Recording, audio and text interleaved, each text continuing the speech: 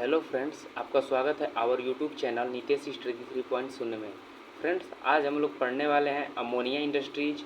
Ammonia industries में हम लोग क्या क्या पढ़ेंगे, देखिए। सबसे पहले अमोनिया कैसे बनाई जाती है किसी भी इंडस्ट्रीज में, उसके फ्लो शीट की बात करेंगे। लेकिन उसके फ्लो शीट की बात करने से पहले सबसे पहले हम ये देखते हैं कि अमोनिया का रॉ मटेरियल क्या होता है, और जो अमोनिया बनाई जाती है इसके जो रॉ मटेरियल होते हैं, इसके रिएक्शन क्या होते हैं, कैसे अमोनिया प्रिपेयर की जाती है किसी भी इंडस्ट्रीज में। देन उसके बाद हम बात करेंगे उसकी मॉलिक्यूलर वेट, कि उसकी जो अमोनिया होती है उसकी मॉलिक्यूलर वेट कितने होते हैं। ठीक है, इन सब के बारे में हम लोग बात करेंगे, एक एक करके हम लोग डिस्कस करेंगे। तो चलिए सबसे पहले हम ये देखते हैं कि जो अमोनिया होती है, जो रॉ मटेरियल होता है, उसमें क्या क्या होता है। तो देखिए, इसमें सबसे पहले क्या होता है, हाइड्रोजन होता है। हाइड्रोजन के बाद उसमें क्या होता है, नाइट्रोजन। हाइड्रोजन में कहाँ से प्राप्त होता है, तो CH4 जो मेथेन होता है उसमें से हम हाइड्रोजन को गेन कर लेते हैं। देन उसके बाद जो नाइट्रोजन होती है, इन्वायरमेंटल से 78% इसको ले लिया जाता है। तो हमारी ये रॉ मटेरियल हो गए। अब हम बात करते हैं इसके केमिकल रिएक्शन की बात करते हैं। ठीक है, तो इसकी केमिकल रिएक्शन क्या होती है। तो केमिकल रिएक्शन को देखने से पहले देखिए, यहाँ पर जो केमिकल इसका रिएक्शन दिख रहा होगा आपको, केमिकल रिएक्शन ये दिख रहा होगा। ठीक है, तो जो ये केमिकल रिएक्शन है इसमें कैसे ये प्रिपेयर होती है, इसकी हम बात करें तो देखिए, इसमें क्या होता है, नाइट्रोजन होता है, और नाइट्रोजन का 1 मोल होता है और हाइड्रोजन का 3 मोल होता है। तो हमें क्या होता है, 2 मोल NH3 बनता है। 2 मोल अब क्या होता है, अमोनिया प्रिपेयर हो जाती है। ठीक है, तो इसकी क्या हो गई, ये केमिकल रिएक्शन हो गई। और केमिकल रिएक्शन जब कराते हैं तो इसमें एक कैटलिस्ट यूज करते हैं जिसका नाम है आयरन, Fe। ये कैटलिस्ट है, ये Fe जो होता है इसमें हम यूज करते हैं, तो हमें क्या होता है, अमोनिया प्रिपेयर हो जाती है। ठीक, देन उसके बाद हम क्या करते हैं कि इसकी जो हम देखते हैं कि जो अमोनिया प्रिपेयर होती है इसके कुछ प्रगुण भी होते हैं। तो इसकी सबसे पहले हम देखते हैं कि इसकी मॉलिक्यूलर वेट कितना होता है। तो देखिए, ये दिख रहा होगा आपको, ये मॉलिक्यूलर वेट है। मॉलिक्यूलर वेट अमोनिया का कितना होता है, 7.03 होता है। देन उसके बाद इसकी मल्टिंग पॉइंट होती है। मल्टिंग पॉइंट कितनी होती है, माइनस में मल्टिंग पॉइंट होती है, -77.72 होता है। बॉइलिंग पॉइंट की इसकी बात करें, बॉइलिंग पॉइंट, तो बॉइलिंग पॉइंट कितना होता है, बॉइलिंग पॉइंट -33.4 डिग्री सेल्सियस होती है। एंड इसकी जो सोलिबिलिटी होती है, वेरी सोल्युबल होता है। ये वाटर में जो सोलिबिलिटी इसकी होती है, वेरी सोल्युबल होता है। ठीक है, अब इसकी हम फ्लो शीट की बात करें तो फ्लो शीट में देखिए हम क्या देखते हैं कि इसमें सबसे पहले फ्लो शीट में हम ये देखेंगे कि इसमें कौन कौन सा इक्विपमेंट यूज किया गया है, उस इक्विपमेंट का यूज कहाँ है। ठीक है, इसकी भी हम लोग बात की डिस्कस करेंगे। और उसके बाद हम क्या करेंगे, एक एक इक्विपमेंट के बारे में हम लोग पढ़ते हुए चलेंगे। और कहीं भी आपको डाउट आए तो आप कमेंट सेक्शन में ज़रूर भेजिएगा, और इस चैनल को सब्सक्राइब और लाइक करना ना भूलें, ताकि मैं इंटरव्यू का क्वेश्चन भी इस पर लाता रहूँगा। ठीक है, जो स्टूडेंट केमिकल से हैं और उन केमिकल टेक्नोलॉजी हो गया, हीट ट्रांसफ़र हो गया, CRE हो गया, इन सब से रिलेटेड मैं जो भी आपके इंटरव्यू के क्वेश्चन होंगे उनको भी मैं लाता रहूँगा। ठीक है, तो चलिए हम लोग बात करते हैं अपने इस फ्लो शीट के बारे में। ठीक है, तो फ्लो शीट को हम लोग देखते हैं। सबसे पहले देखिए, यहाँ पर ये जो आपको दिख रहा है, यहाँ पे ये आपको दिख रहा है, ये क्या होता है, एक कंप्रेसर होता है।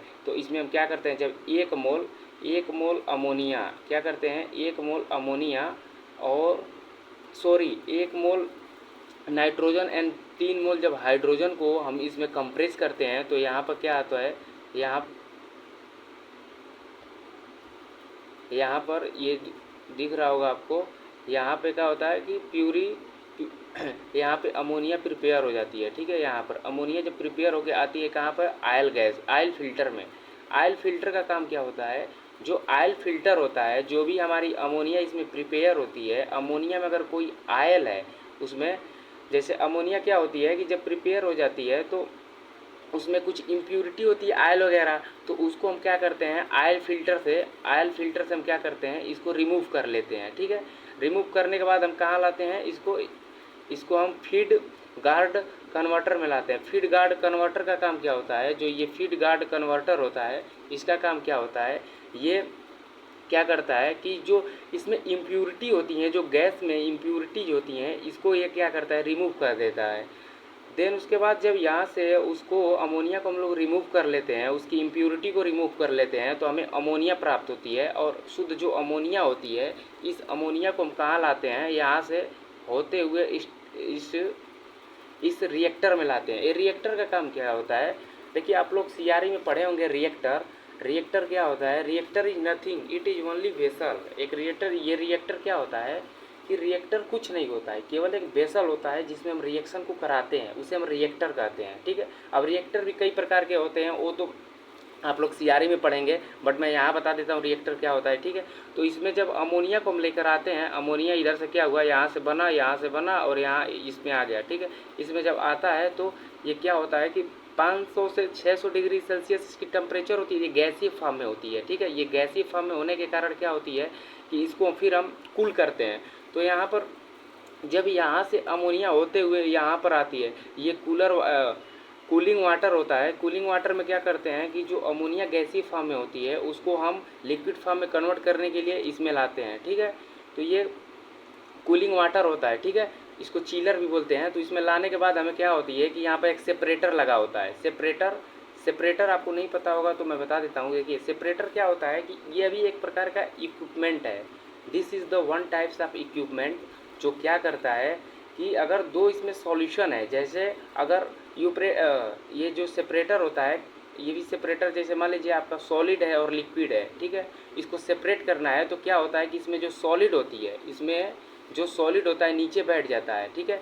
और जो इसमें वाटर होता है ऊपर रहता है, ठीक है। तो इस सेपरेटर का काम यही होता है कि इसमें अगर कोई गैस है और लिक्विड है तो उसको अलग अलग सेपरेट कर देता है। तो ये सेपरेटर से होते हुए, जब ये सेपरेटर से होते हुए कहाँ पर आता है, ये रेफ्रिजरेंट होता है। ये एक रेफ्रिजरेंट होता है। जब इस रेफ्रिजरेंट में हम क्यों लाते हैं तो देखिए यहाँ पर कुछ लिक्विड में कन्वर्ट हो जाता है अमोनिया। जो अमोनिया लिक्विड में कन्वर्ट हो जाता है उसको हम क्या करते हैं, यहाँ से स्टोरेज टैंक में इसको स्टोरेज टैंक में कलेक्ट कर लेते हैं, ठीक है। उसके बाद कुछ अमोनिया जो होती हैं गैसीय फॉर्म में भी रहती हैं, तो इनको हम फिर क्या करते हैं कि रेफ्रिजरेटर में लाते हैं। रेफ्रिजरेटर क्या करता है, इसको जो अमोनिया होती है गैसीय फॉर्म में, इसको वाटर फॉर्म में कन्वर्ट कर लेता है। जब ये वाटर फॉर्म में कन्वर्ट हो जाता है कुछ, और यहाँ पर भी कन्वर्ट करने के बाद जो कुछ अमोनिया होती हैं वो गैसीय फॉर्म में होती हैं, तो उसको हम क्या करते हैं कि यहाँ सेंट्रीफ्यूगल पंप दिख रहा होगा आपको, ये सेंट्रीफ्यूगल पंप होता है। सेंट्रीफ्यूगल पंप का क्या काम क्या होता है, ये पंप करके जो भी हमारे गैसें हैं उसको क्या करता है कि फिर से ये पहुंचा देता है, रिसाइकल कर देता है रिएक्टर में, ठीक है। फिर ये रिएक्टर क्या करता है, ये प्रोसेस ऐसे ऐसे फिर चलता रहता है, ठीक है। आपको समझ में आ गया होगा, ठीक है। उसके बाद हम क्या करते हैं कि ये जो NH3 रेफ्रिजरेंट है, NH3 जो रेफ्रिजरेंट आपको दिख रहा है, NH3 रेफ्रिजरेंट क्या करता है, यहाँ से जब ठंडा हो जाता है, अमोनिया का टेम्परेचर -15 डिग्री सेल्सियस तक हो जाती है, तो इसको हम क्या करते हैं, NH3 को यहाँ से होते हुए स्टोरेज टैंक में हम क्या कर लेते हैं, कलेक्ट कर लेते हैं। तो हमें कहाँ से, यहाँ से हमें अमोनिया प्राप्त हो जाती है, ठीक है। और आप लोग को एक एक इक्विपमेंट के बारे में समझ में आ गया होगा कि ऑयल फिल्टर क्या है, और जो ये फीड गार्ड कन्वर्टर है ये क्या होता है, ठीक है। ये भी एक इक्विपमेंट होता है जो क्या करता है कि इम्प्यूरिटी